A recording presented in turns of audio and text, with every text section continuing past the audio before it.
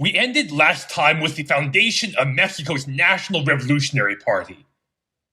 This party was among the strongest and best organized parties that existed in Latin America at this time, and it had a monopoly on Mexican electoral politics from the moment of its foundation. But the National Revolutionary Party of the early 30s was far from invincible. A potential liability over the longer run was its narrow base of support. The party had the support of the most politically active segments of the population, including the segments of the middle class that sympathized with the revolution, but its support was much thinner among the labor movement and the masses of Mexican peasants. And the labor and peasant supporters that it did have were far less integrated into the party organization compared to the middle-class activists. This posed no immediate danger to the National Revolutionary Party because the pro-revolutionary segments of the middle class constituted a disproportionate share of the electorate in the 20s and 30s. But over the longer term, there was a risk that some other party might be able to challenge the National Revolutionary Party by mobilizing one of the sectors of the population that the governing party had ignored. Already by the early 1930s, a resurgent Mexican Communist Party has assumed a leadership role in the Mexican labor movement, displacing the old Labor Party. Later that decade, the clerical fascist National Synarchist Union will attempt to build a mass political movement among the Mexican peasants. If the National Revolutionary Party had remained organized like it was in the early 30s, it is likely that either of these two rival parties eventually would have grown large enough to challenge it, either through an election or through a revolutionary struggle. And the National Revolutionary Party probably would have lost power sometime in the 1940s or 50s. One of the most important reasons why the party is ultimately able to avoid this fate is because it undergoes another cycle of organizational changes in the late 30s that greatly broadens its base of support and transforms it into the political colossus that is capable of governing Mexico for 7 uninterrupted decades. The driving force behind these changes is a dynamic that we have already seen play out in other Latin American parties, most notably the Colorado Party of Uruguay around the turn of the century. There is a power struggle within the party between the old guard led by the party's founder Plutarco Calles and a progressive reformist movement led by a rival leader named Lázaro Cárdenas. Like many Latin American populists before him, Lázaro Cárdenas will attempt to win this struggle by mobilizing a popular following that will support him against the party's Callista leadership. And the scope of this popular mobilization and the innovative way that Cárdenas institutionalizes this mass following will leave his party much stronger than he found it. Lázaro Cárdenas is a whole generation younger than Calles and Obregón. He was only a teenager when the Mexican Revolution broke out in 1910. In 1913, he joined a revolutionary army that fought first under Zapata and later under Pancho Villa. After the revolutionary force was fractured between the constitutionalists and the conventionists, Cárdenas sided with the constitutionalists, and he served under Calles in his campaign against Pancho Villa. Thanks to both his skill as a military commander and his ties to the Sonoran faction that ultimately won the revolution, Cárdenas rose rapidly through the revolutionary ranks, and shortly after Obregón and Calles overthrew the constitutionalist leader Carranza, Lázaro Cárdenas was promoted to the rank of general at the age of only 25. Cárdenas remained in the army throughout most of the 20s, and he helped the Sonoran regime put down various revolts by other revolutionary factions. Like many revolutionary generals of that era, Cárdenas ultimately decided to enter electoral politics. and he successfully ran as governor of Michoacan in 1928. As governor, Cárdenas distinguished himself as one of the leading progressive figures in the newly formed National Revolutionary Party. At a time when the federal government was drifting to the right and aligning itself with domestic and foreign business interests, Cárdenas' administration in Michoacan was carrying out further rounds of land redistribution and supporting unionization efforts in the state. As I mentioned in the last video, the former President Plutarco Calles was ruling Mexico indirectly in the early 30s through a series of weak presidents who were loyal to him. Cárdenas served as the campaign manager of the President Pascual Ortiz Rubio in 1930, and he served in the cabinets of Ortiz Rubio and his successor Abelardo Rodriguez. Then in 1933, Cárdenas is chosen to be Rodriguez's successor and the National Revolutionary Party's candidate in the 1934 election. Plutarco Calles had some reservations about Cárdenas, as it was already clear by that time that Cárdenas wanted to move the party and the country in a different direction. But Cárdenas had served under Calles during the revolution, and so Calles feels that he can trust him, and he decides not to stand in the way of Cárdenas' nomination. However, the acquiescence of Calles was necessary but not sufficient for Cárdenas to get the nomination.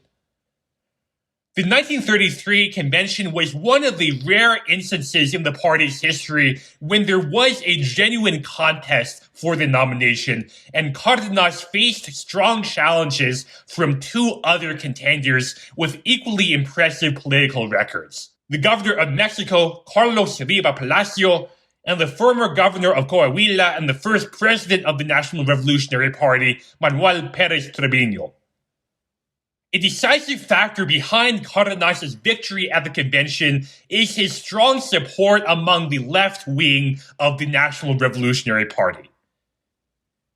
Many of the regional parties that the National Revolutionary Party had gobbled up in 1929 were socialist parties, and the socialist wing of the National Revolutionary Party sees Cárdenas as the most promising leader who might be able to reverse the party's drift to the right over the last 5 years. With the National Revolutionary Party's nomination, it is virtually guaranteed that Cárdenas is going to win the presidential election. But he decides to run a serious election campaign anyway, and he reaches out most especially to peasant organizations that had previously been distant from the party. This is not necessary for his election victory, but it is important for what comes after.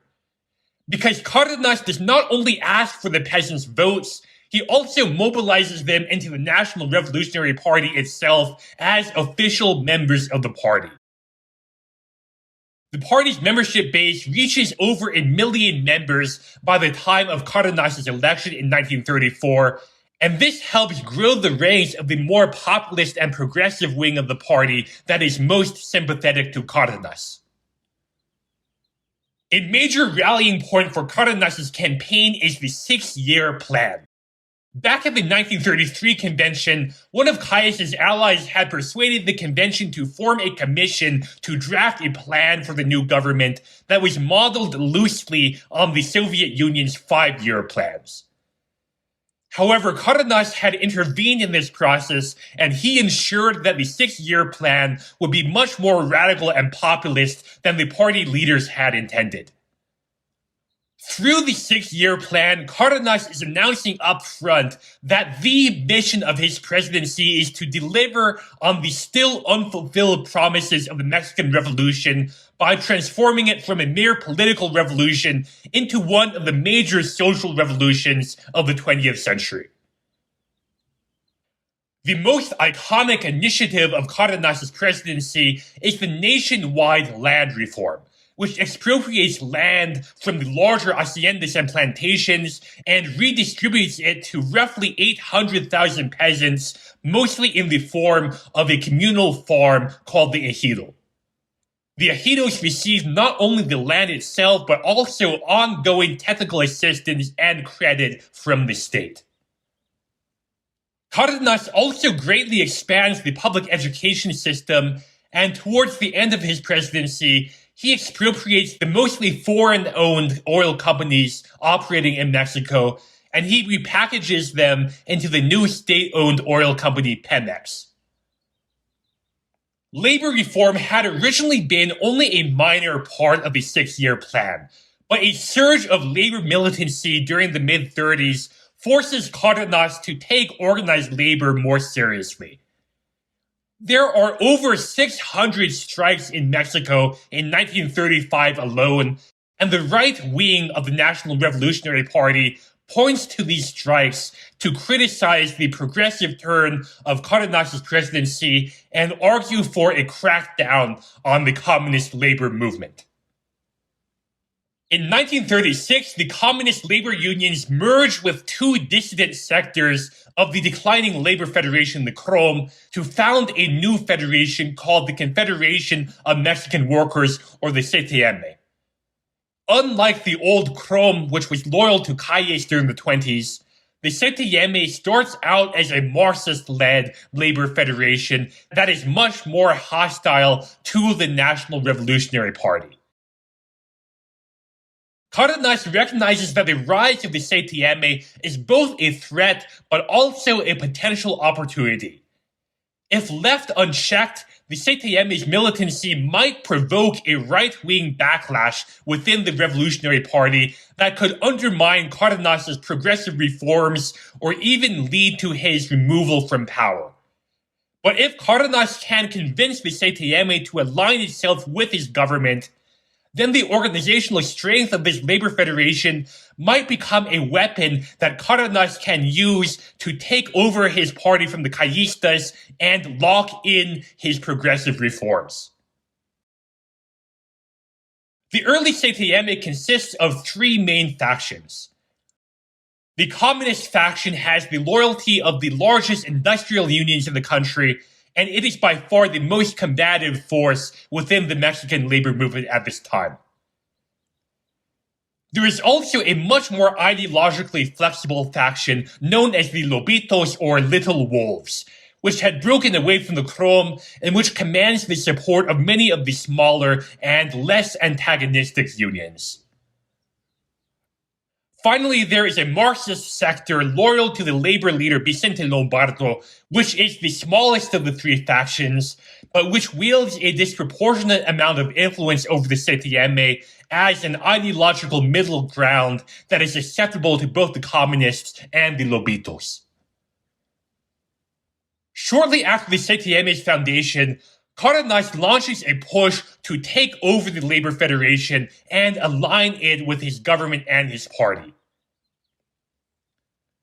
The Lobitos are on board with the plan almost from the beginning, and they are the strongest supporters of affiliating the CTM with the National Revolutionary Party. The CTM's Secretary General, Vicente Lombardo, is initially more skeptical of working with Cárdenas, and he prefers to maintain the labor movement's autonomy. However, Lombardo ultimately enters into a firmer alliance with Cárdenas in 1938 as Cárdenas' government comes under attack from the right, and Lombardo reluctantly agrees to support the efforts to have the CTM affiliate with Cárdenas' party as a way of boosting the party's progressive wing against the right. The communists are the most hostile to Cárdenas, and they threaten several times to break away from the CTM as it drifts closer to Cárdenas' government. However, the communist labor activists are pressured by their own party leadership to remain in the CTM as the unity of the labor movement is seen as critical for defeating the fascist threat posed by the rise of the Synarchists and a separate fascist organization called the Gold Shirts. For his part, Cárdenas makes no effort to purge the communists from the CTM, calculating that they are less of a threat to him as a minority faction within the CTM than as the leaders of a separate communist labor federation.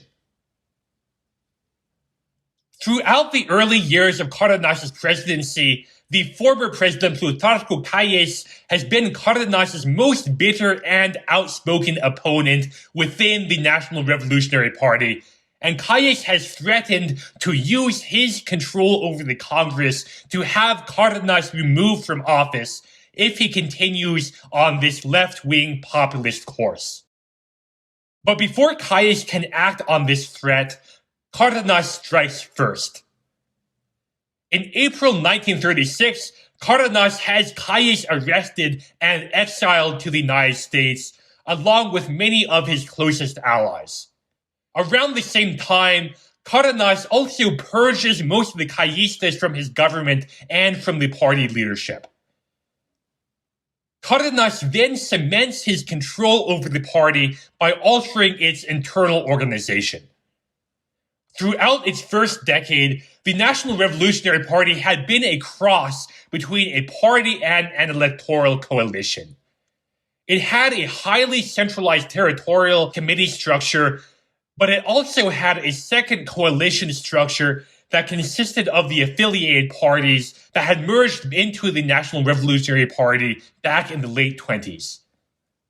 In 1938, Cárdenas reorganizes the party as the Party of the Mexican Revolution, or PRM.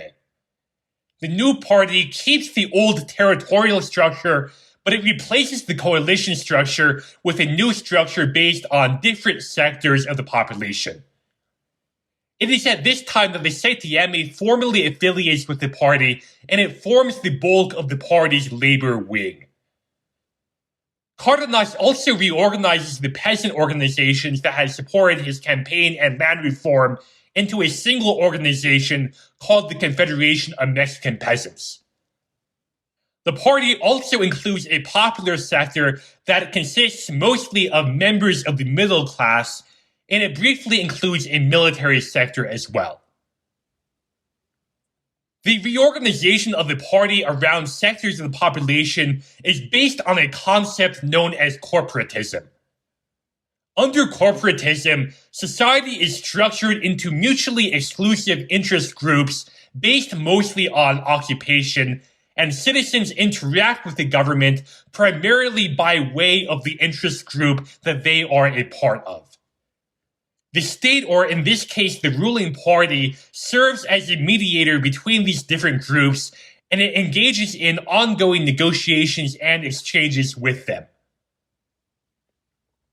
In the specific case of Mexican corporatism, the sectors gain a seat at the table in the policymaking process, and they also become a key tool for recruiting new leaders and politicians into the party, as each sector has a quota of positions in both the party and the government. In return, these interest groups are expected to mobilize electoral support on behalf of the ruling party and refrain from criticizing it openly or engaging in unauthorized strikes or protests. This corporatist system furnishes the Party of the Mexican Revolution with new bases of popular support among the working class and the peasants, and it also provides these groups with a voice in the government by way of the party-affiliated organizations that they are members of, in particular the CTM and the Confederation of Mexican Peasants. The reorganization of the party in the late 1930s succeeds at institutionalizing the revolutionary coalition of workers, peasants, and middle class, and turning this coalition into a permanent base of support for Cárdenas's party going forward. But this reorganization is much less successful at locking in Cárdenas's progressive reform project. Cárdenas made no effort to democratize his party's internal structure, and the Party of the Mexican Revolution remains subservient to the president in the same way that the old National Revolutionary Party had been subservient to Calles. While Cárdenas is still in office, The authoritarian nature of the party was an asset for the reformist project because it helped Cárdenas override the right-wing opposition to his reforms. But the absence of internal democracy within the party also makes it easier for subsequent presidents to pull the party and the country in a much more conservative direction. The next president, Manuel Ávila, carries out some progressive reforms like the creation of a social security system, but he also reverses some of Cárdenas' education policies, and he begins the notorious practice of intervening directly in the labor unions in order to place them under the control of government loyalists who often have very weak ties to the union. It is during Ávila's presidency that Vicente Lombardo is overthrown as the leader of the CTM, and most of the left-wing labor activists are pushed out of the Labor Federation. Ávila is succeeded by Miguel Alemán, the first civilian president since the revolution ended. During his presidency, Alemán repeatedly sides with Mexican business interests in their disputes with organized labor. His government violently represses labor demonstrations, and he further institutionalizes the practice of intervening in the labor unions in order to replace their leaders with party loyalists. While the corporatist organization of the party had originally been premised on cooperation and exchanges between the government and relatively autonomous interest groups, by the time that the party transforms into the Institutional Revolutionary Party, or PRI, this relationship becomes much more one-sided. The sectors cease to be channels for labor and peasant influence in policymaking, and they transform instead into mechanisms for the top-down control of Mexican society by an electorally unaccountable and consummately authoritarian political party. The Mexican political system becomes a great deal more repressive by the time that Lázaro Cárdenas dies in 1970. But this repression is not the reason why the PRI stays in power for 7 decades. A much more important source of the regime's stability is its ability to capture and co-opt all of the major social forces that might otherwise have threatened the party's role. When all of the country's major labor unions and peasant organizations are controlled by the ruling party, it is hard for any opposition party to ever grow large enough to challenge the PRI's hegemony over the Mexican political system.